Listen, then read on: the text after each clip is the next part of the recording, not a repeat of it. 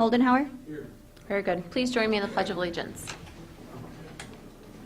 I pledge allegiance to the flag of the United States of America and to the republic for which it stands, one nation, under God, indivisible, with liberty and justice for all.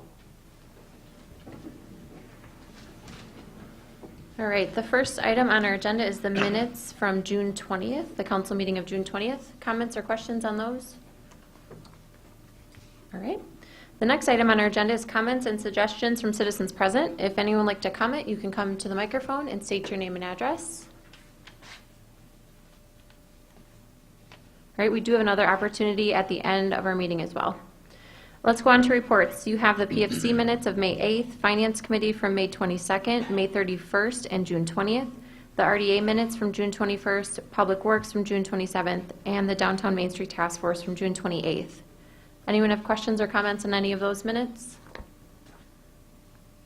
right, very good. Let's go to communications and recommendations. The first item on our agenda is a fire station design presentation by SCH. So Trevor, if you'd like to come up, and Chief, I'm going to switch to you.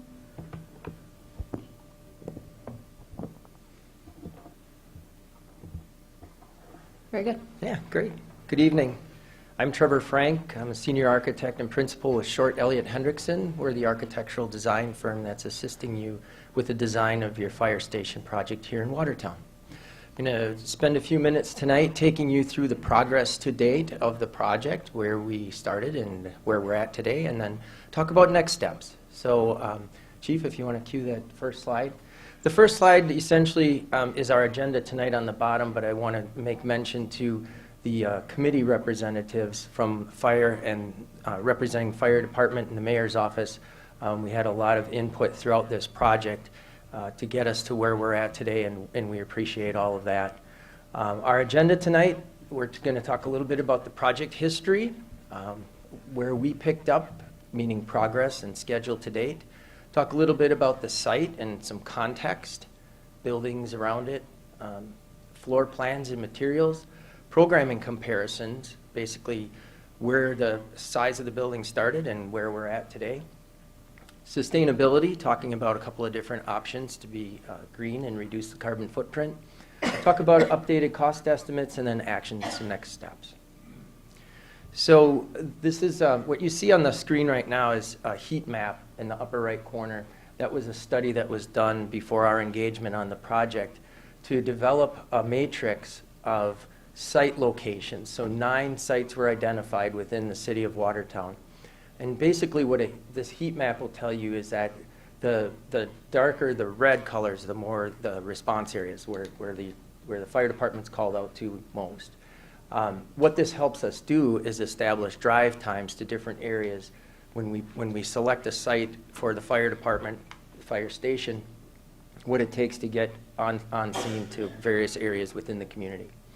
So there was 9 sites that were studied. The Johnson and Bernard Street sites were ranked highest among the available and appropriate sized locations. When I say appropriately sized, the site needs to be a minimum amount of acreage in order to fit the operations and the future growth for the fire department. And the Johnson's and Bernard Street site rose to the top. Specifically from a performance standpoint, 94% of the responses from that site were within the 8-minute requirement that the station or that the department tries to aspire to. It actually has a better response time than the current fire station location. So in terms of current status, the programming is complete. Programming is basically establishing the size of the building to accommodate the current operations and future growth. We know that we not only need to house firefighters in the station, but also equipment for now and into the future. We provided some equipment test fits. Basically what that means is we took each of the pieces of equipment and apparatus that the fire department has and has to house and made sure that fit within the building footprint. If we couldn't get it to fit in the station proper, we came up with economical solutions for additional storage on site. We developed a preliminary site plan, and I'll walk you through that in the next couple of slides here. Developed some draft floor plans. We'll talk about how those came together. We developed preliminary conversations with mechanical, electrical, plumbing systems for the building, structural and landscape design. We also talked about exterior materials and the longevity of certain materials and the cost effectiveness of building with certain materials. We also toured some stations to get an understanding of what happens during the operations in the current fire station. There's some best practices out there that I'll mention in a few slides here that fire departments are needing to aspire to not only for recruitment and retention, but to keep their staff safe and healthy over the long term. We also, there was an approval of the CSM map, Certified Survey Map, based on the surveys and information that's been completed on the site since its purchase. And there's a public hearing on August 1st regarding the zoning change for that site. In terms of the schedule, there was a request. I will send the PDF of that Gantt chart to you following the meeting tonight. Right now, we're tracking that 30% of the design review will be completed at the end of July. There's construction manager evaluations. There's a task in front of the city to start to solicit proposals for that in the near future. The 60% review of the plans, which is another opportunity for us to balance the program and the design of the building against the budget. So we're tracking against our budget continuously throughout the process. That'll happen at the end of September. There's another one at 90% at the end of October. The authority having jurisdiction, which is the state of Wisconsin and the city of Watertown, the permitting for that, the plans will be submitted to them in December of this year, 2023, with an estimated bidding date of December in January 23-24, with a goal of construction in April of 2024 through May of 2025. And I just did email you all that chart. The chief had it. So you don't even have to do the one. Wow. So I just sent that to you all. You should have it in your emails if you're looking for that chart. Take that off my task list. Yeah. Thank you. All right. In terms of siting and operations, we talked a little bit about the site and the adequacy of the site, not only for the short-term development, but for long-term growth. Really what we want to balance is response time with safety. So as the vehicles are rolling and responding, I'll stand up here in a second and explain kind of how things move on the site. But really the the orientation is intentional, the way that it's set up, to minimize disruption and neighborhood impact. And as we talk about response, this block of vehicles right here. Trevor, I hate to do this too, but you have to take the mic with you. We aren't that fancy. Yeah. Good thing it's wireless, but yeah. I wasn't sure if Yeah. I'd get feedback over here, but okay. We're going to find out. I think we're okay. Yeah. All right. Excellent. Okay, so this block of vehicles right here is the first response vehicles. So what we're doing is we're intentionally using the building to buffer that from our neighbors to the east and the west. These vehicles respond out to Bernard Street. The staff vehicles, so chief's cars, are parked back in here. They respond out on Johnson Street because during an emergency response, we want to limit the amount of vehicles that are commingling on that apron to get to Bernard Street. There's a scale reduction in the building along Bernard Street. I won't spend a lot of time of it on this slide because there's some visuals that will help me define that in a few minutes. And we want to use the building position to take advantage of microclimate and topography. The lowest point of the site is up here, and that is approximately where we're planning to have the on-site stormwater retention because it just naturally flows in that direction. All the building entrances in the building will be fully accessible, not only the building, but the parking areas. And we're using turning radiuses of the vehicles to make accommodations for the amount of pavement that we need. There's a certain amount of area that the trucks need to maneuver on site. We want to minimize the amount of pavement as much as possible for vehicle access and movement. Site access, safety, and security improvements are thought of in terms of how staff will park in the parking lot and how they commingle with the public that will engage the building. So active areas, if we talk about the building itself, This is the most active area of the building right here. This is where the emergency services vehicles respond from.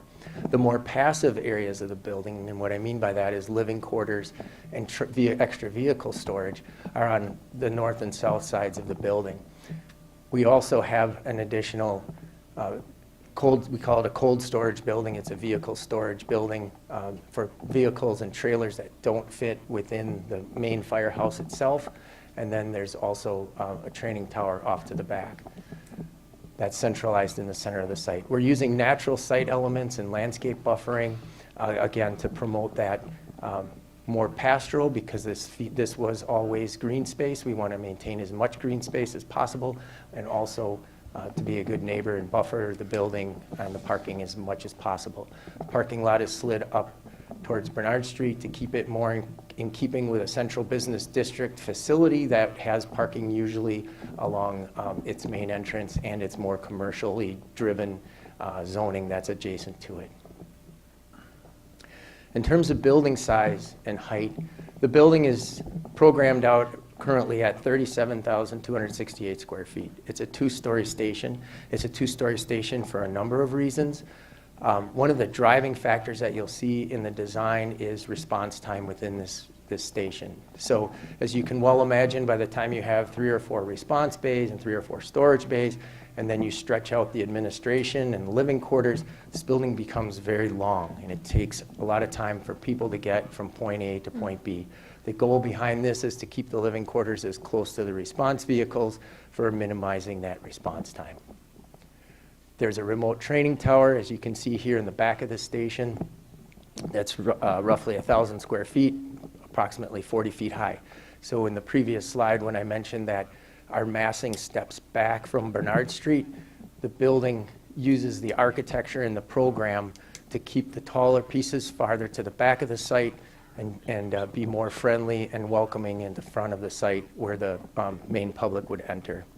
The remote cold storage building is approximately 3,500 square feet, roughly 25 feet high. That's this vehicle building that you see here. We did a value engineering analysis to determine that it probably didn't make sense to build it at the cost per square foot that we're building the general station. It's more of, I'll call it a consumables building. It's basically a cold storage facility, so that'll be a different type of construction, a lower cost construction type than the main station. We talk about context-sensitive design. It's good to be a good neighbor. What we're trying to do is be complementary to surrounding buildings. We're using earth tones and muted colors. We're using masonry construction at this point, brick, and as you can see, a concrete material that simulates stone. We're pronouncing a public entry, as I mentioned, from Bernard Street, that scale reduction. We're developing plans that provide for a lot of natural daylighting. Natural daylighting inside the building makes people more productive, but it also assists with energy consumption reduction because you don't need as many lights on during the daytime. There are accommodations for male and female, especially now as we move into the gender mix that's happening in the emergency services world. Not knowing what the future might bring in the ratio of male to female firefighters, we're being equal across the board, not over-designing for one and under-designing for another. We're using energy-conscious design guidelines. I'll talk a little bit about what that means in the next couple of slides. Operational efficiency, again, getting people to the truck floor from the living quarters and other areas, training areas of the building for maximum efficiency and response.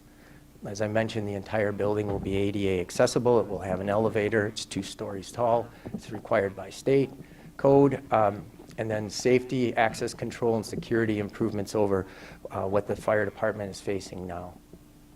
I want to talk a little bit about major trends. So this is what's driving the programming, right? So the new building is roughly 20,000 square feet larger than the existing fire station. A good contributor to that square footage are things that we need to build into today's fire stations. So that's health and safety type things. We talk about health and safety, we're talking about cancer prevention. So that's the image that you see, the floor plan, the red, yellow, and green floor plan that you see. We're designing this building in different types of zones So all the red is considered a hot zone. A hot zone is where carcinogen-laden equipment, bunker gear, clothing, tools, and vehicles, quite frankly, come back to the station and they need to be decontaminated. They do that for a personal protection standpoint in the yellow zone or the warm zone. So you bring your stuff from the hot zone into the warm zone. You not only clean yourself, but you clean your equipment, you clean your bunker gear, and you get it ready to go back out for the next emergency response. The cold zone is the living area, so that's the no-no zone. You don't go in there with anything that's yellow or red. And you can see that's essentially the administrative offices on the first floor and the living quarters on the second floor. We want to future-proof these stations, so we're doing single-occupant toilet rooms and individual bunk rooms. As I mentioned, we don't know what that gender mix looks like in the future, and we want to design a building.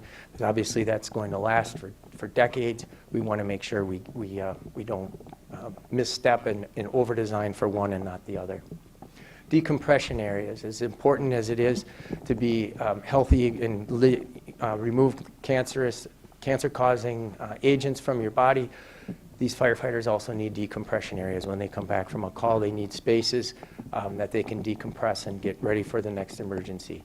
Health and fitness is at the top of everyone's list in modern fire station design, keeping these firefighters healthy through workout spaces and other opportunities for them, not only to do physical fitness training, but also emergency response training. So that's really what accomplishes the program, and the additional growth space are really a number of these things, plus accommodating some vehicle storage and some other things to add up to that square footage. So in terms of square footage comparisons, the current station that they reside in today is 17,268 square feet. The initial programming for this building when we first started the project, it was roughly 41,835 square feet. And what we did, not only from a cost perspective, but an efficiency perspective in terms of response time within the stations, making the floor plans more efficient, we got that building down to about 37,268. It's very efficient as it is. It has some future growth in it, but it's also designed flexibly so that it can be added on to in the future if necessary as the station evolves and as the community grows. That building area is based, I mentioned, on a 20-year staffing and equipment need right now. It's expandable, and the site is large enough to accommodate future growth.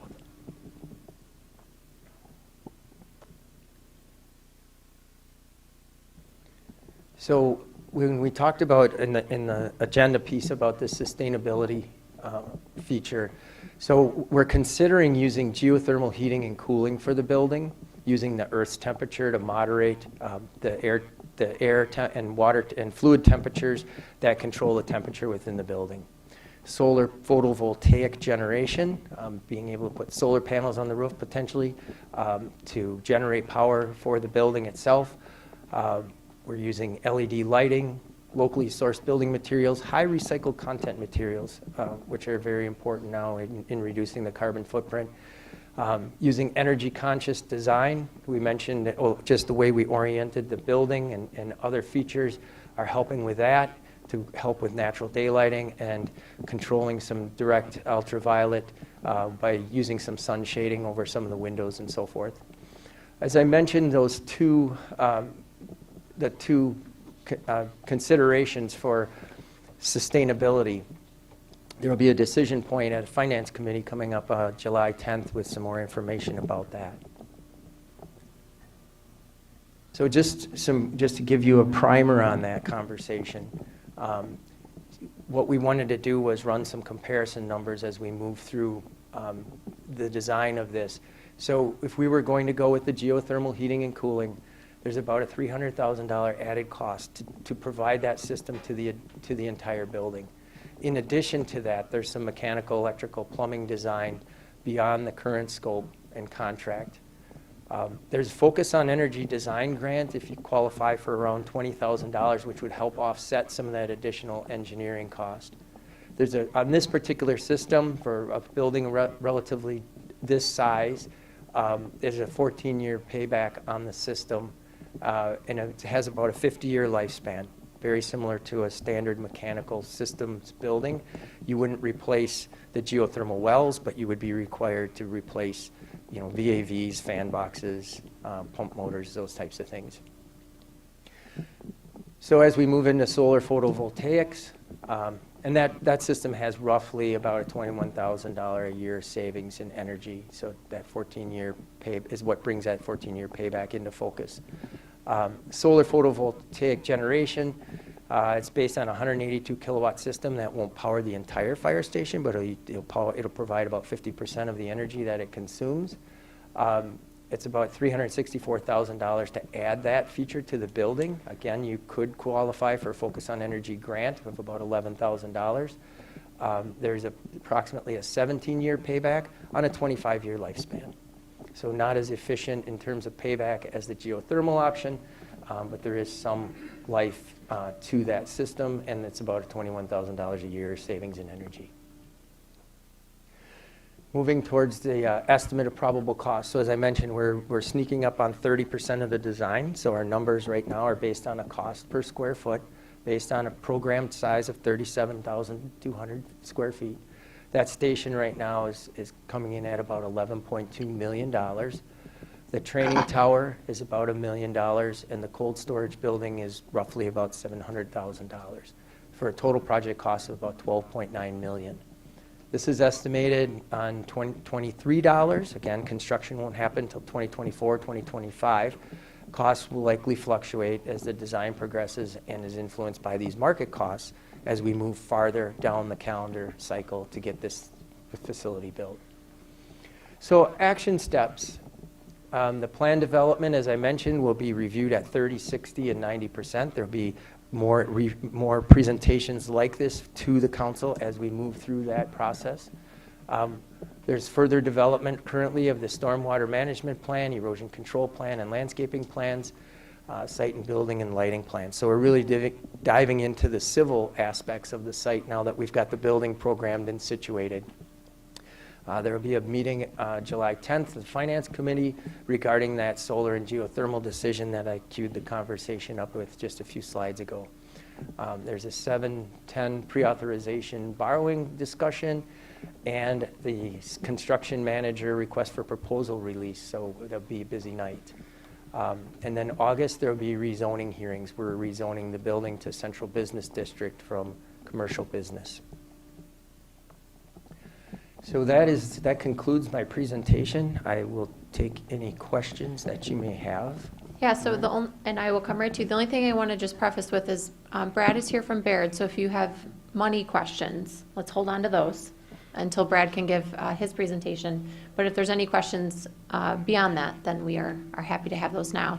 I want to preface the 7-10 discussion. It may seem out of order to be making decisions about geothermal heating and solar panels, but there is some site work and research that needs to be done quickly if that is something we want to undertake. So we need to know if we're going to be investing in that piece of it so that they can do the appropriate work ahead of time. So I know it seems a little out of order. It is a little out of order, but that's how this one would need to go if we choose to go down that road. So, Mr. Smith. Yes, hopefully you'll be able to address this. It's tied to studies that had been done previous, but I'm assuming that you're up to speed on the response mapping and the sections of the city in relationship to how they would be served under this location as opposed to the present location. There is at the very north end of the city an entire subdivision known as Country Club Lane. It is all dark red, and I can give you the exact numbers later, but working off of the registered voter list, it's a subdivision with approximately 40 to 50 homes. It is all outside of the 8-minute response time. Could you tell me, it is my understanding that that subdivision is within the 8-minute response time from the current station. Is that correct? Chief? Oh, thank you. In regards to the current station location, if you look at the slide that we have up here, our current station rated number 7 out of the 8 or so, or the 9 places that we looked for overall protection of the city. Not just taking one subdivision or one area and trying to move it out of the mix. Overall, we can reach 94% of the city within 8 minutes from the station proposed site at Johnson and Bernard Street. Right now, from our current station, we can reach 90% of the city in that 8-minute response time. Okay, I understand that there's been a marginal citywide improvement from 90% to 94%. I am just simply asking, from the current station, are we able to reach this subdivision, Country Club Lane, within 8 minutes? And it was my understanding that that was accurate, that they were reachable within 8 minutes from the current. So I can help you out. So if you look at this slide, it'll say existing fire station. And if you go to the column that says 6 to 8 minutes, it'll tell you from our existing station, we get there within 6 to 8 minutes, 29.2% of the time. So I think that answers your question. No, because that is the percentage of the city that's reachable within that time frame, the 6 to 8 minute rule, and then the percentage breakdowns. I'm just interested in Country Club Lane. And Country Club Lane currently is all red. In other words, among the 6% that are not reachable by the department within the 8-minute timeline that is our goal, that whole subdivision falls within that category. For argument's sake right now, let's just take it for granted, because I have been told that they are reachable within 8 minutes from the current station. The question I have is, since we know it's outside the 8-minute timeline, what is the anticipated drive time average to Country Club Lane from the new station? I don't have that in front of me, but I can look for that and get you that information. Okay, and then I just have one question, which is, obviously, the numbers are bad as it relates to response time to Country Club Lane. All of that area, all that subdivision is outside the 8-minute response time. What can we do from the anticipated new station location to bring this subdivision within an acceptable response time? One of the things that come to my mind off the top of my head is traffic control, and we've looked for grants for some of that things. The emitters that'll give priority to our emergency vehicles as we're going lights and siren through the city. There's things we can put on our traffic lights that'll give us the green light and help traffic flow patterns that way. So that's the first thing that comes to my mind for that question. Okay, and could you get back with me on what the current response time from our present station is to Country Club Lane, and while we know it's over 8 minutes to the entire subdivision under the new location, what that anticipated timeline is?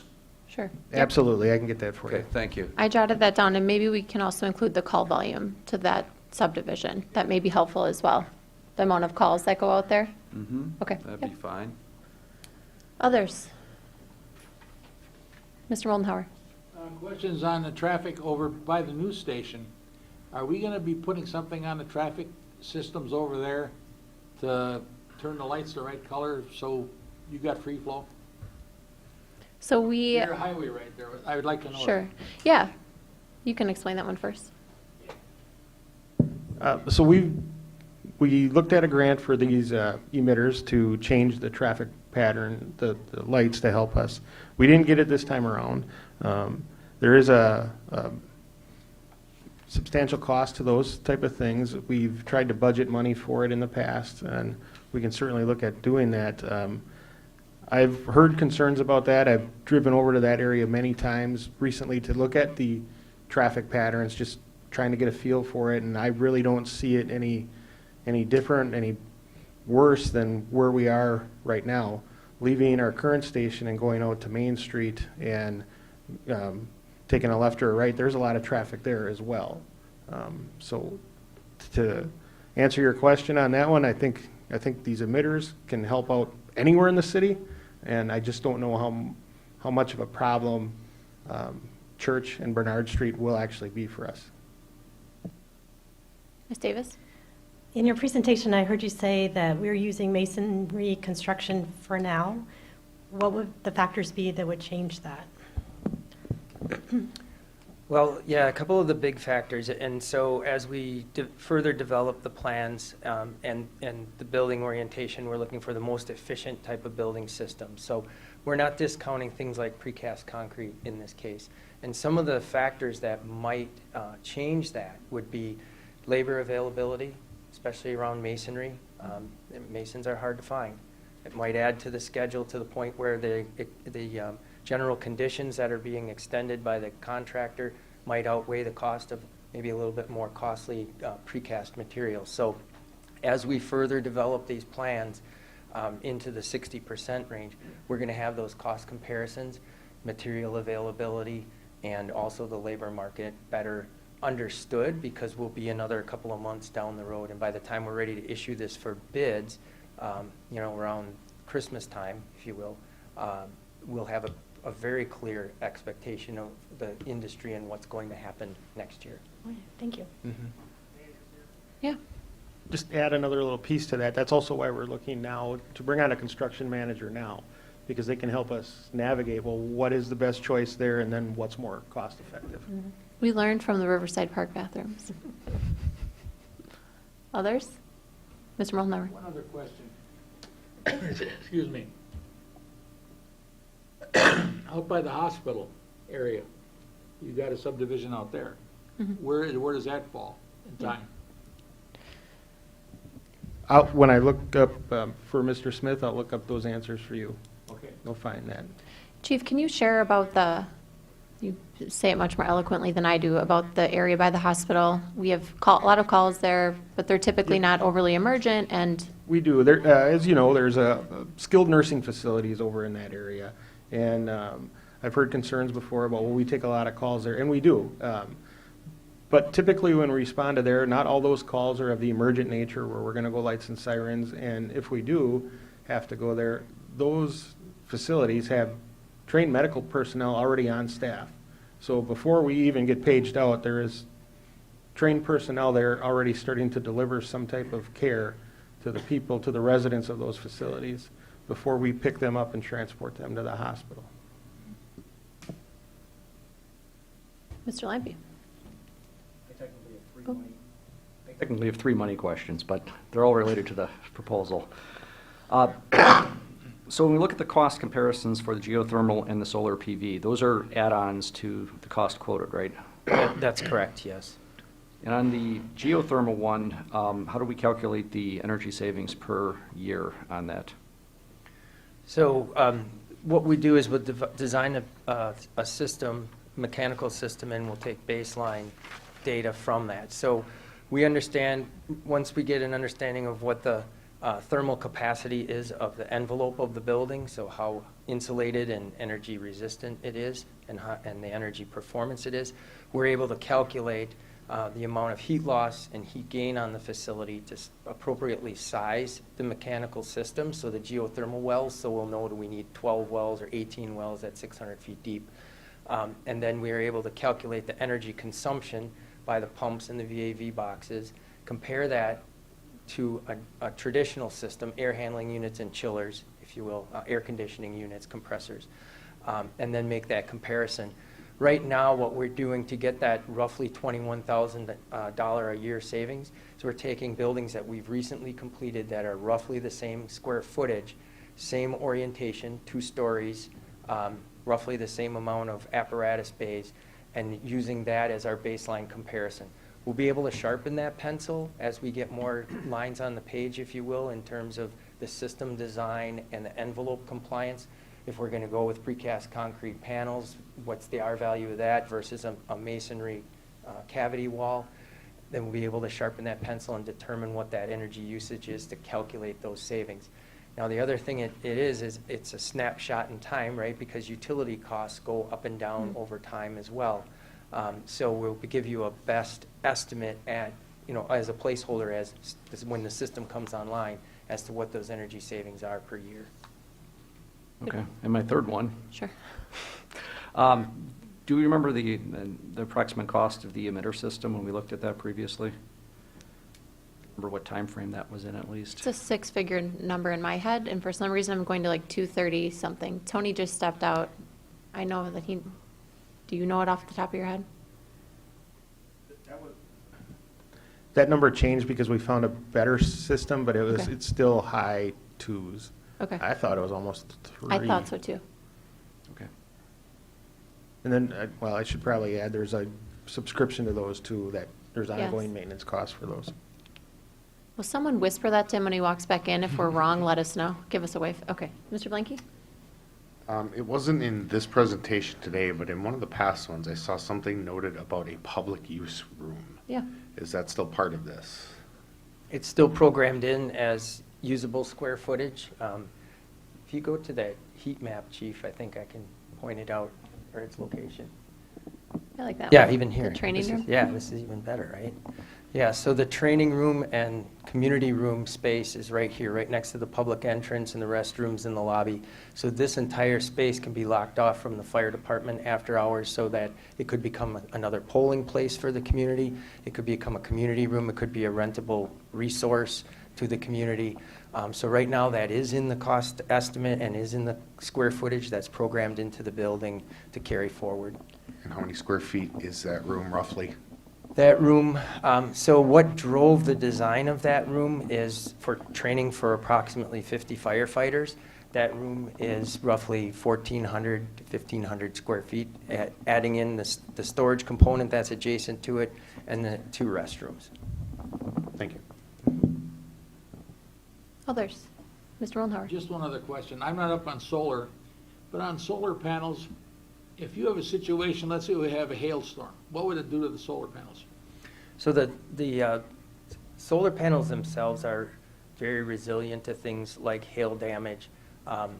They use a specific type of glass that you would have to have a catastrophic event, a really bad hailstorm where you'd sustain damage probably to more than just the solar panels, right? So there'd be window damage, there'd be metals damage on the building itself. That isn't as much of a concern as the fact that, one, you design in the additional weight for the ballast that needs to hold these things down from wind uplift. So you're increasing the structure size and capacity of the roof. But then also the roof has a life expectancy too. And what we try to do is design a roof and warrant a roof so that it's on the same timeline as these solar panels, so that you're replacing the roof at the same time you're potentially replacing the solar panels or doing major solar panel work. So you're not just taking off the solar panels, setting them off to the side, re-roofing them and putting them back up. You'll probably want to cycle that so they're replaced at the same time.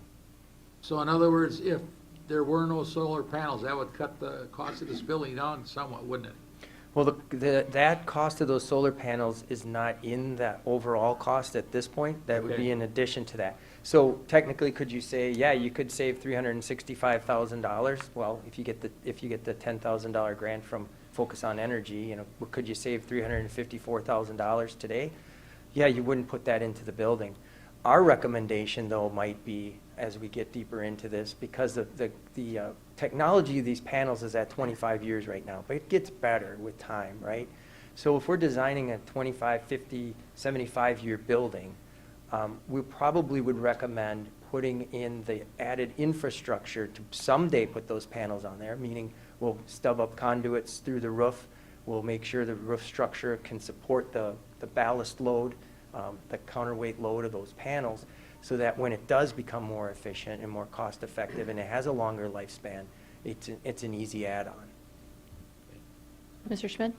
So, I had a different question, but that brought up another one. So these are add-on costs to counteract traditional HVAC for the building. Is that correct? Because there's a standard HVAC cost already built into our initial estimate, or is that not built in? Yes, there's a standard HVAC cost built into the estimate, into the 11.9 number. Okay. So you brought up an interesting idea in regards to prepping the building for potential panels down the road. So I have a big concern with that, and I'll use Florida as a case example. Solar paneling is huge down there. In fact, they encourage it because it's the sunshine state.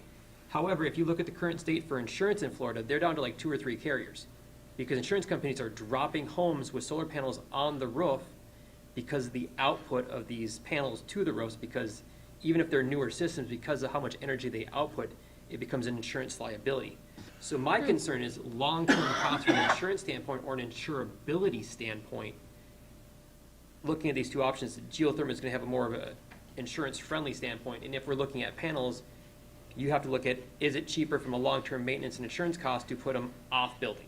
So like MATC has them off-building, if that's an option, then you're not putting everything on the structure, so it's cheaper from an insurance standpoint. But you also have to factor in, we have a lot of migratory birds, and the larger the solar farm, the more that heats up the air above them during peak usage hours, and it does affect migratory birds. So those are other options we have to look at in cost regards. And so you did mention on that for cost, is that you're going to be presenting the construction material based on if we're going to do the pre-constructed panels or masonry, and it's going to be presented in the not what's cheaper, but what's going to give us the best long-term return on our investment for this money is in, it may cost us a few extra dollars here, but the longevity of the project is going to go an extra 5 or 10 years to prevent cost increases. So that's what I want to see is, I want that long-term number. I want the best return on our investment, not what's the cheapest. I want the best value so that we can go back to our constituents and we go, here's the best value that we can provide based on what we know from a current market standpoint, knowing things change, but from current dollar standpoints, as you pointed out, what is the best value that we can have? That's what I'm going to be looking forward to that presentation on the hard numbers when you do later month finance.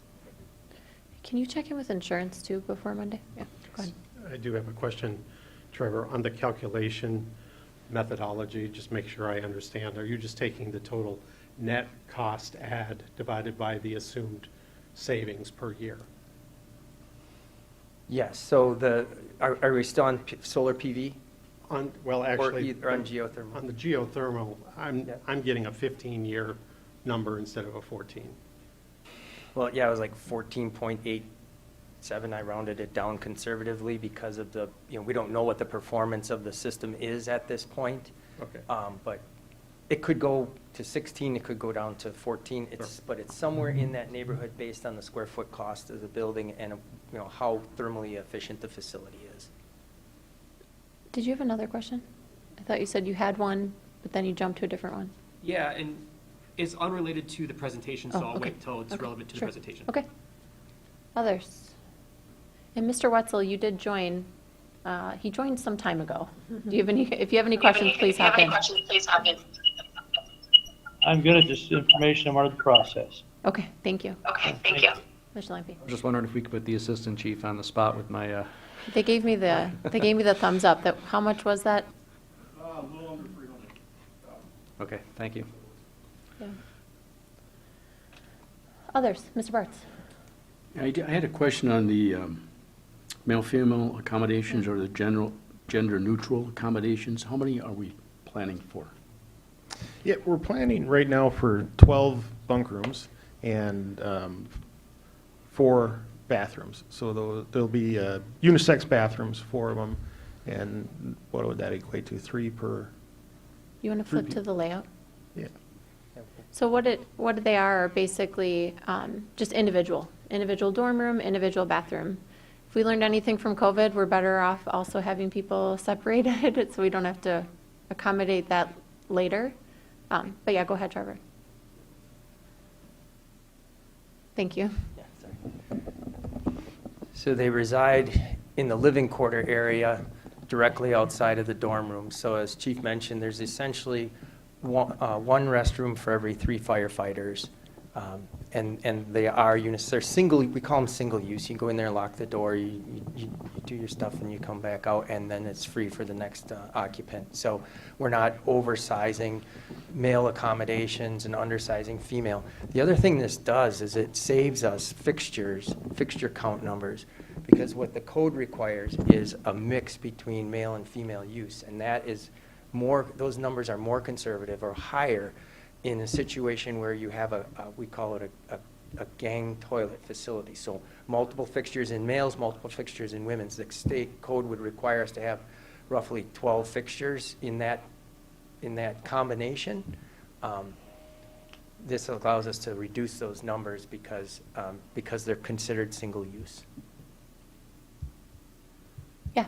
So to tie into that one, now you're talking this toilet sink, or does that include showers? The showers separate ratio. What's the ratio for showers for firefighters that we're looking at? So each bathroom would have toilet, sink, shower. So there'll be 4 toilet, sink, shower.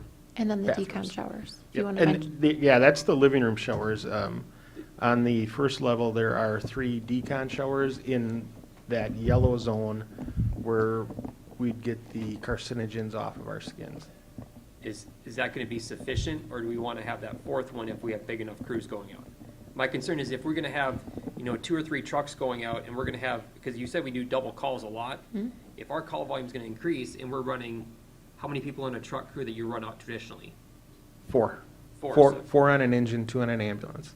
So- And we eventually want to get that to staff our ladder truck with 4 on a ladder, 4 on the engine, 2 on the ambulance. Okay, so we're looking at increasing staffing, so then my concern is this, if decon is an issue, and it sounds like it is, It is. anytime you deal with chemicals, decon is a significant portion of the process, wouldn't it be better to bake that 4th one in at the beginning, to have it there, to account for future growth, and put it in at the beginning, so that if you're doing 4 on the first floor, you got 4 on the second floor, then everything's on top of each other, and then you can just speed through that decon process faster and simplify your cross-contamination process.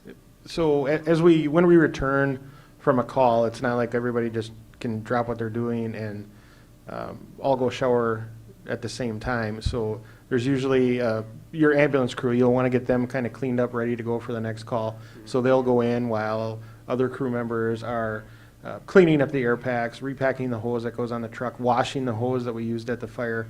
So instead of thinking of it in terms like all at once being used, it's kind of like, well, we kind of cycle through, like, you first 3 go, get yourself cleaned up and ready for the next call while we're cleaning up or decontaminating from this call, and then you can rotate through. Okay. Good Yeah, question. yeah, the other concern I would have with that is, even though you're rotating them through, which makes more sense, you're not having to standing around waiting, you're being productive with that time, is the cleaning cycle between usages. So if you have, so in my mind, if you have that 4th one, even if you're not using it every time, you always have that one that's cleaned, ready to go, so as you rotate through and you have to close one for cleaning, for that deep cleaning, then you can rotate through with that deep cleaning process with the carcinogen process. So it's always having that extra tool available if you need it ahead of time, versus getting to that point going, well, now we need it, now it's going to cost us twice as much to put it in the back end. Trevor, is there a ratio? I know it was 3-to-1 for our living bathrooms. Is there a number that you guys try to use for decon? And, so the answer is it depends, right? So some departments require you to be decontaminated within an hour of return to the station. Other protocols are different than that. Some allow a little bit more time, some are a little more stringent than that. So what we try to do is work with the department, understand their operations and where they're moving to in the future, and plan accordingly. The other thing that we have to do when we've got a budget like this is the term that we use in the business is we don't design the church for Christmas and Easter, right? We give them everything that they need to operate safely, efficiently, in a healthy environment in current status with some growth planned in. I understand they're going to bring more staff on when they roll more trucks out of this department or this station. But as Chief mentioned, maybe the protocols change in terms of the amount of time, the timeline that they've got to decontaminate. Having that extra one would be incredibly effective in terms of exactly what you said, cycling through, so you've always got one fresh and you can always refresh and clean the others. It gets to a point where you have to understand cost versus practicality and what the station protocols are. Yeah. Alder Smith, just to jump back to your question earlier, and thank you, Deputy Chief, for getting this information so quickly. So far this year, out in that subdivision you were asking about, we've had one call, and the response time was 6 minutes and 20 seconds. Last year, we had 16 calls total for the whole year out there, and the average response time for those 16 calls was 6 minutes and 2 seconds. Okay, and so we're talking about time from the present station. Okay, there's still other questions I have relating to the response time anticipation from the new location. Yeah, we can get that. I'll get it for you. Others? Mr. Lampe? Oh, I'm sorry.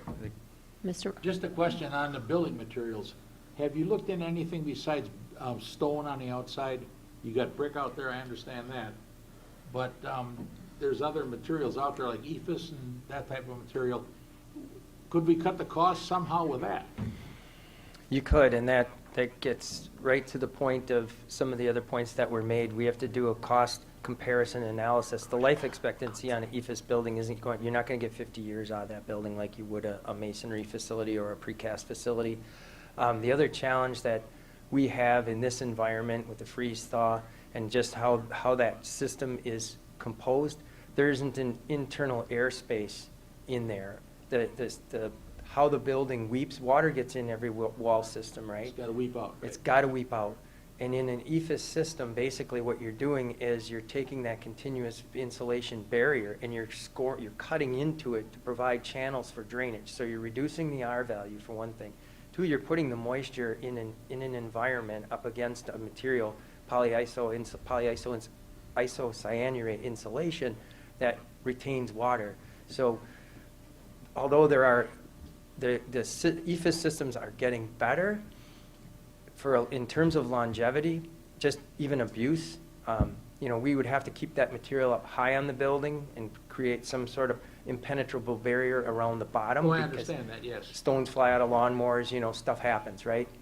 So we would have to look at keeping that material up high and, quite frankly, even maybe thinking about limiting its exposure on places like the north side of the building that don't get a lot of direct sunlight that can heat that space, that internal space up to dry that cavity out. So it is a consideration, and if push came to shove and we had to move to that material, it's an option. But what I'd like to do is try to keep the more long-term solutions on the table as long as we can here in the discussion to give you the building that you're going to want the performance out of for the next 50-plus years. My questions come in threes again today. So, well, actually, the first one's not a question. I don't think anybody else said it, but thank you to the committee who put this together. We had 4, it looks like firefighters and 4 officers who were kind of on the core committee here. So, I thought this was fantastic bit of work. And since I do serve on finance, I look forward to supporting it as that moves forward to the next stage. I also really like the map that accompanied this. I want to make one suggestion if we're going to sort of repeat this piece out for general purposes, and I think the legend was lost and might be creating some of the confusion that we're...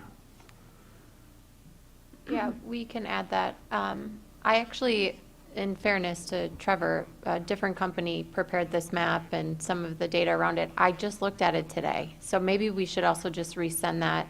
Or actually, I bet you it's on the website. I'll take a peek. The last study is on the website.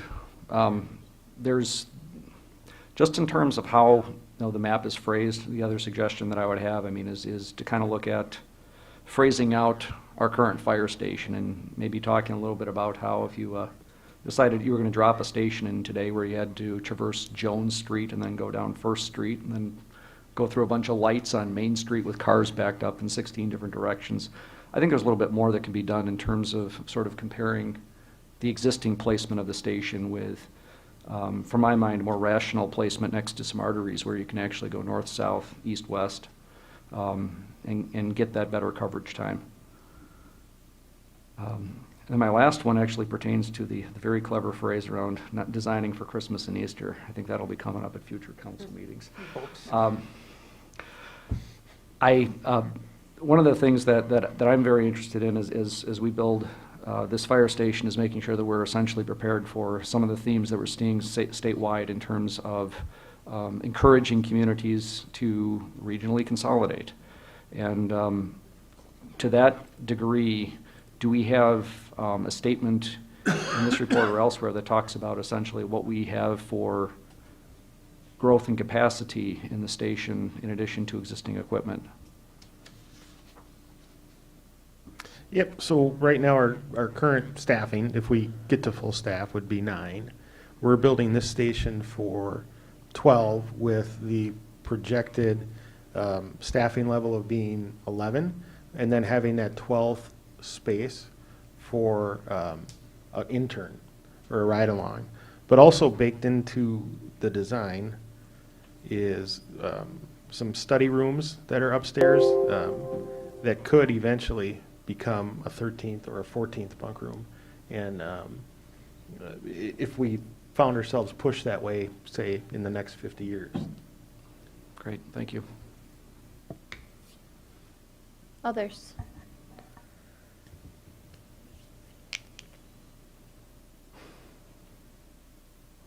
All right.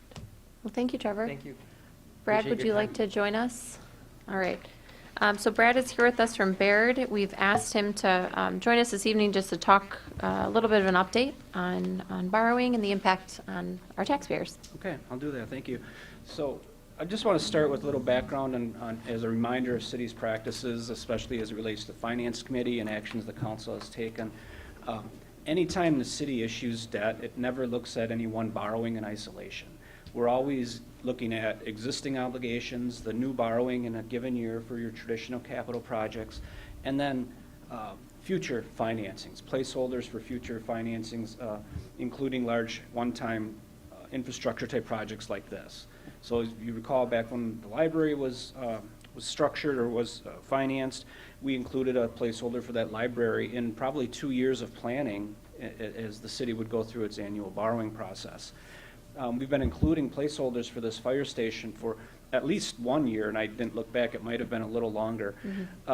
So I've got a plan put together that outlines the good practices, frankly, that the city has been following over the past several years, which allow us to include this fire station project along with your other traditional capital financing program without a significant impact or increase to your taxpayers. One other item I want to be sure to point out, the reason that this plan comes together so nicely is because of the city's practice of not issuing more debt for its traditional CIP program than is paid off. So for the past several years, it's probably been 8 to 10 years now, the city's policy has been to issue less principal in general obligation debt that's paid off in any 1 year. So that creates these really nice downward steps in your existing debt payments, which allows us to layer in these future financings. So if we could go back one page, Sure. I put together a summary, and this is really a two-phased financing approach. This is similar to what we used for the library financing. It starts with a short-term note called a note anticipation note, and think of it as a construction loan. This note is issued to pay the project costs during the construction period, and then it's taken out with long-term debt once the project is near completion or at completion. So under this plan, we're showing a 2024 issue of the note anticipation note, and then a general obligation refunding bond the following year in April. And this ties out to the timing that was just presented for the construction period. You'll see the interest rates I'm using on the summary page. Okay. The short-term note is actually slightly higher than the long-term debt right now, and that's just a function of where the market is. But we're estimating 4.17% for the short-term note and a 4.1% for long-term. Now, we are at a high level in terms of interest rates, higher than we've been for more than 10 to 12 years now. These rates very well may come down. They could go up, of course, but there's probably more likelihood these rates will be lower in 2024 and 2025 than the figures I'm showing here. So this will be regularly updated to provide, periodic updates to the committee, to the Finance Committee and to the council. The following page details the long-term financing plan. And this, you may recall, this plan was included in the financing that you did earlier this year. We had placeholders in for the future borrowings. We had a placeholder in for the fire station project. Now we're using updated numbers, and I'll just walk through this. The left-hand side are the existing payments that are supported by tax levy. Next to that is the planned capital financing for your traditional CIP program in 2024. And all of this will come back for formal approval. And that, what I'd point out with that note issue is the city's practice is to pay its debt over 10 years for your traditional CIP. In the center of the page is the note anticipation note, or the construction loan for the fire station project. And we're using an estimate here of $12,500,000. So that's the cost estimate. As that number is finalized, depending on what's included or what's changed, of course that figure would be updated. But this should give a pretty good indication on what the tax impact might look like. The refunding bond is shown next to that in 2025, and then future financings to fund your capital program going forward are in the column to the right of the refunding bond issue. So towards the far right-hand side of this page, then, you'll see that there's a plan developed where this year the city has budgeted $4,745,000 tax levy to pay for its general obligation debt. Next year, that would increase 1 cent in terms of mill rate, and increase 1 penny, going up to $4,854,000, and then remain at that same level from a debt service mill rate standpoint, stays at that $2.55, before finally dropping, beginning in 2027, we'd actually see a reduction, or I'm sorry, a leveling at $5,160,000 annually. Where you see the reduction then is in the tax levy that would be required to make that equal annual payment. And that reduction in the tax levy is based on a 2.5% average or annual increase in valuation. So if your valuation grows faster than 2.5% per year, that reduction in the debt service mill rate would drop quicker. In terms of the impact to the taxpayers then, going from 2023 to 2024, it's 1 penny impact on the debt service mill rate. And 1 penny, of course, that's on a $100,000 property, that's $1. So then on $200,000, it's a $2 increase if you're, for the average property. And again, that crossover date in 2027, that's where we start to see reductions in the debt service mill rate with a leveling of the long-term debt.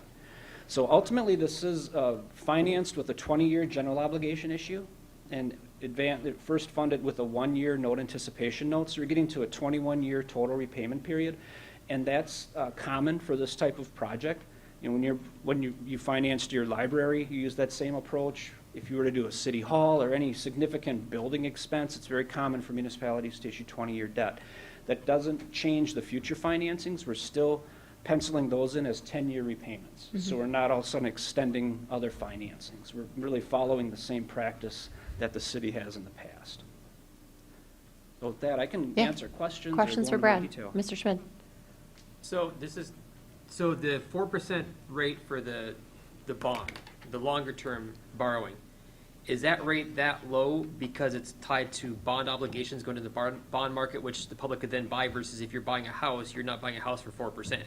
Is that why that rate is that much lower than standard borrowing in, say, a normal structure? Yeah, it is. And it's because this is a general obligation debt. So first, the city is pledging its ability to levy taxes, and that's a very strong pledge. And then secondly, the interest payments to the investors are tax exempt.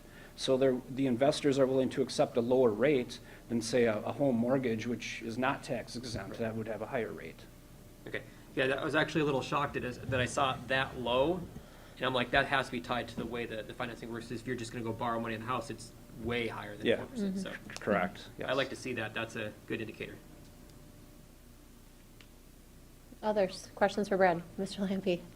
In 3? You have 3? No, 4. Oh. 4 this time. You only get 3 and then I'll come back. Fine. I'm just kidding. Go ahead.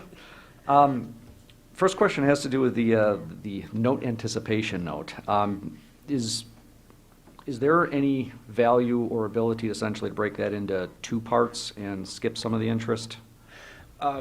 Not, in today's market, there really isn't, because when you have all of those proceeds, the city is going to be earning interest on the unspent balance, and you're going to earn interest at a higher rate than you're paying. So you're actually having what's called an arbitrage opportunity. You might be netting an additional 1%. Any interest earnings could be applied to project costs, or they could be applied to debt payments.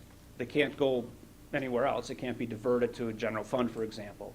But right, in today's market, it's more cost-effective to follow this approach rather than split the financing. Okay. Second one has to do with Note F, where we talk about the 2022 equalized value. Was that before or after the large reassessment? So the equalized value is the state's estimate of full value. Okay, So it effectively incorporates the reassessment. thank you. Next one was, with regard to the 20-year bond issue, are we locked into essentially pulling the trigger on that if, we experience very high rates in the following year? Or is there a possibility that we could essentially ride it for another year? Yeah, we could. If the market's unattractive, we'd have options. We could issue another note anticipation note to sort of roll that issue over. On the front end, we could issue a 2-year note anticipation note instead of 1 year. Builds in that flexibility, so you're not locked into a date certain that you have to, in 1 year, you have to take action. We could extend that horizon a little bit. There's also going to be a call feature on the long-term bonds, meaning the city would have the option to prepay. Now, there's typically a 10-year lockout period, or 8 to 10 years, but you would have options throughout the repayment period of that bond issue, that if rates become more attractive, we could potentially refinance for savings. Okay. And then my last one has to do with the calculation of the future borrowings through the combined debt mill rate, and that was calculated at the $3 million across the board. That's right, a flat $3 billion. Do you have options or a formula in case that number is higher or lower? I would need to model it out, but effectively, if it's higher than the column that's in orange, that payments would be higher. Yeah, but I got that part, but interested in the numbers. No, that's pretty tough for him to say, right? I mean, we're typically 2.5 to 3 with what we borrow. If we suddenly were 3.5, he would need a number to run with. Yeah, I mean, I'd like to see that, indexed at 500 up and 500 above that too. Okay, yeah, it's not going to have much of an impact, I can tell. So you want to see an estimate where footnote D is at 3.5 and 4? Yeah, a little bit of a sensitivity analysis. I mean, if we were under, 2.5, 3, 3.5, 4, that would be, I think, helpful to have by finance. Yeah, just eyeballing it, I think what I'd be able to get to is leveling out the debt service mill rate, given the other assumptions, so that, of course, your debt payments are higher, but the mill rate could probably be held relatively constant or close to that 255. Okay. Others, was that 4? That's 4. Oh, okay. Ms. Davis? Okay, so I think you came in April, right? And Yes. and at that time, you based your projections on $11 million. How is it possible that we're borrowing more, but the outcome is projected to be better? Based on, I know you may not have that one in front of you, but does it have to do with where we are now in our actual promissory notes? Does it have to do with interest rates? So, just as an example, Yeah, you see it's- the mill rate go down even more the more we borrow. It's the interest rates. It's the interest rates. I was using a 425 estimate on the long-term bond for the fire station in the spring. So so that offset the difference in the project costs. Okay. Now I'm using closer to market rates. There's still a buffer in here. These rates would actually be lower Yeah. today than I'm showing. Okay. But I'm showing the 410. So you are seeing interest rates Yeah. go down? Yeah, interest Okay. rates have started, they've stabilized. They Stabilized. may be trending slightly downwards. It's not a drastic adjustment, though. Okay, that's very helpful, thank you. Others? Mr. Schmidt? On here. All financing like this has an upfront processing fee in regards to if we want to do the middle option, which is that no anticipation note versus the long-term funding, or like Alderman Lampy mentioned, possibly splitting it or adding, one tier, going to a two-tier if we don't like the options. What is going to be our upfront cost that we're going to have to pay for those processing options versus going the no anticipation note with that cost versus a 20-year? Those are going to be the numbers that I know you probably don't have now, but we're going to want to see before, deciding which way we want to go, because that we have to factor into our cost too. So all of the costs are included in the financings themselves. Okay. So in other words, they're not drawing from your general fund, it's part of the issue size. That was one of the reasons, I didn't get into the answer, but one of the reasons splitting that note is not going to be, in this market, an optimal, outcome. It's because of the investment earnings that you're eligible to earn, but also because you're repeating the issuance cost. Now, the issuance cost wouldn't be double because some of those costs are based on the borrowing amount, but it'd probably be 1.5 times again, you're paying for that second set of financing. Okay, so it's trying to avoid the double payment for the same task. Yes. Okay. Other questions for Brad? Make sure Brad, I just want to make sure I jotted this down right. So for a $200,000 home to build this fire station, we're looking at $2 more per year until 2027. Yes. Well, you're looking at a $2 increase for '24, and then in terms of, there'd be no additional increase. The tax bill would stay the same, Right. and then in '27 start to drop. Thank you for clarifying that. Mm-hmm. So, and then a $300,000, just making sure we're on, I think it's a good number to run with. I mean, I think most people are wondering that, so. Other questions for Brad? But Yeah. Just so, if we're going to use that as a baseline, that's assuming no additional big purchase borrowing to factor into the increase. If we're using that as a baseline for borrowing purposes for the mill rate adjustment, so if we're factoring a $1 increase on a $100,000 house or $2 on a $200,000 house as our estimate for a big borrowing like this, but that's assuming that we don't do any big borrowings like this and say another major project that overlaps this time frame in regards to repayment. Right. Because that's going to affect the mill rate then at that point as well. Correct. And Brad uses our 5-year capital plan. Mark provides that to him. So it's based on components of what we've put into that plan in our current presentation, a $3 million borrowing Right. each year. Yeah. But no other like large legacy projects. Okay. Nor do we have any in our 5-year plan to date. More concerned for the general populace who doesn't have purview to that or doesn't take the time to dig into it like we do in regards to okay, it's only going to cost us this much now. Well, what about, down the road? Is it going to go up again? And you're saying, well, you said it's not going to go up, and they're going to come back and be very angry. We're trying to Sure. avoid that. Yeah, I think the safest way to say it is, assuming our typical kind of $3 million borrowing, assuming 2.5%, which is a very reasonable estimate for growth. For a $200,000 home, you're looking at $2 more to accommodate this and our usual borrowing. And that's a good way, I think. But you need to, you're spot on. You should definitely caveat it with those disclaimers. Because people Go take ahead. things very literally. Sorry, so Brad, I'm trying to avoid that. The value growth is, that I'm using is 2%. I think I I misspoke apologize. earlier at 2.5, so it's even More conservative. Yeah. Okay. Yeah, and from my 10 years of doing this with you, I'm not going to say it a lot. I don't want to jinx it. Mr. Lampy. I want to go back to that piece again. So we've got a combined debt mill rate, which is the delta from our current expected, or is that? I guess I'm not following where the $2 for the $200,000 house is coming from. Sure. The 1 penny impact on the mill rate from '23 to '24, that 1 cent, where it goes from $2.54 to $2.55. So those are the deltas you're looking at? Yeah. Okay. That's the increase in the tax bill, that 1 cent. 1 cent against 1,000? Yep. And then multiplied by 200? Yep. Increase in the debt portion Yes. of the just mill rate. debt. That's another important one, right? Like, there's a general tax levy as well that we all control through our general budget, but this is the debt portion of the levy. Of course, we're not including, county or tech college or Right. school district. Those are all separate from this analysis. Yes, you skipped ahead a couple things. I wanted to go through the calculations. Okay, my apologies. Anyone else, questions for Brad? Yeah, I've got one general question.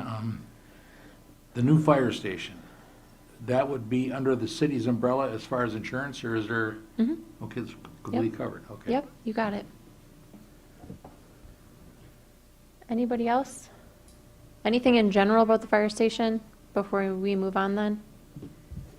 Let me see if, make sure Bob is still there. Bob, do you have any other questions? Okay. Nope, I'm just spotty reception, no. Okay, thank you, Bob. I appreciate you joining. All right, thank you, Brad. I appreciate it. And thank you, Trevor. I appreciate it as well. Next stop for a couple of fire station items, as Trevor alluded to, will be Monday at Finance. So obviously, everyone's welcome, as always, to join that. Thank you to the firefighters who joined us this evening. It's pretty good. Only half of you got called out. Normally, the whole group has to leave, so it's better than regular. All right, let's move on then. Our next item is under new business is committee appointments. There's some here for your consideration. Is there a motion on the appointments? Yeah. I move to approve all of the committee appointments. Motion by in the Mr. memo. Lampe. Second by Ms. Davis. Questions, comments? All those in favor, please say aye. Aye. Anyone opposed? All right, let's go to miscellaneous business. You have the payroll summary from May 31st to June 13th, and credit card purchases for April and May for purchases that were over $10,000. Anyone have any questions on that? Yes, Mr. Stevens. Oh, did I totally skip that? And I even crossed it off as though I already did it. I apologize. Thank you for bringing me back. Let's go to the accounts payable. Is there a motion? Thank you. Motion by Mr. Moldenhauer, seconded by Mr. Bartz. Question on the accounts. Sorry, guys. Megan. Moldenhauer. Aye. Davis. Lampy. Bartz. Blanky. Smith. Schmid. Wetzel. He must have lost it. He's Aye. Aye. There he was. Motion passed 8-0. Motion passed 8-0. I think he voted aye. I think he voted aye. But we do have Mr. Board. Aye. Okay. Mr. Board, you're right. Thanks, Bob. Thank you, Mr. Wetzel. All Thank you, Mr. Wetzel. right. All right. Now, No, Mr. Wetzel, do you mind muting? Mr. Wetzel, Otherwise, do you mind muting? we repeat in the room. Thank you. Okay, now let's go to miscellaneous business. Same two items there, the payroll summary and the credit card over 10,000. Questions on any of those? All right, let's go to licenses then. You have one item this evening. It's a temporary premise amendment for Aaron Schrader at Run and Aaron's for the 4 dates listed. Do we have, yeah, Mr. Smith? I'd move for the adoption of this license, approval of the license. Motion by Mr. Smith, second Second. by Mr. Blanky. Questions on this one? All those in favor, please say aye. Aye. Anyone opposed? Anyone opposed? All right. All right. Next is our resolutions. We have Exhibit 9522. This is a resolution to express support for Wisconsin Act 12. This is here from me. Is there a motion on this one? Ms. Davis. Move to approve this resolution to express support for Wisconsin Act 12. Thank you. Motion by Ms. Davis, second by Mr. Bartz. Questions or comments on this one? Mr. Smith. I would just like to mention something that is not in the resolution. This is something that is tremendously favorable. It's the sort of thing that sometimes takes decades to find this kind of improvement, and certainly all of those who are the recipients of the special notations within the resolution, especially throughout the legislature. All of that was necessary for this tremendous improvement to come to pass. But I think it's also fair to say that our mayor has been part of this process for a long period of time. It's taken a lot of efforts through the League of Wisconsin Municipalities as a primary mover, and her involvement with this has been very crucial to the ultimate passage and the consensus that finally developed in the legislature and by the governor's signature. So while our mayor is not mentioned in here, I think it is important for us to recognize the tremendous work that went into this by her and many other municipal participants and the members of the legislative process that are called out here. And so I just want to thank you for your involvement and for the success of what has been kind of a dream for decades, literally. And this has actually been codified and is now in the works and is going to make a huge difference for the city of Watertown and similarly situated municipalities. Thank you. I appreciate that very much. Thank you. I started to hold my breath thinking we forgot somebody when you started talking. It's like, oh my gosh, who's not in here? But I appreciate that very much. Thank you. Anybody else on this one? All right. All those in favor, please say aye. Aye. Aye. Anybody opposed? Awesome. All right, our next is comments and suggestions from citizens present. All right, seeing none, I would ask for a motion to adjourn. So moved. Motion by Mr. Blanky, second by Mr. Schmid. All in favor, please say aye. Aye. All right, we're adjourned. Thanks, everybody. Thanks for making this special meeting, too.